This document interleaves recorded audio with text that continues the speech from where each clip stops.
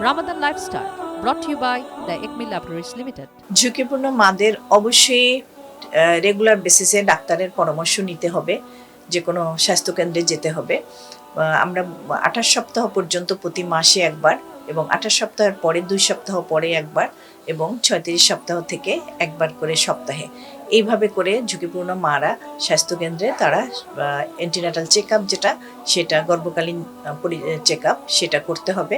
এবং তাদের প্রিপেয়ার থাকতে হবে যে তাদের ডেলিভারিটা হসপিটালে হতে হবে। সেজন্য তাদের কিছু ফাইন্যান্সিয়ালি বা টাকা পয়সা কিছু ম্যানেজ করে রাখতে হবে, একটা ট্রান্সপোর্ট ম্যানেজ করে রাখতে হবে, এবং তাদের লোকজন সবসময় যাতে আশেপাশে থাকে, তাদের যে কোনো ঝুঁকির সম্মুখীন হলেই হাসপাতালে নিয়ে যেতে পারে সেই দিকে খেয়াল রাখতে হবে।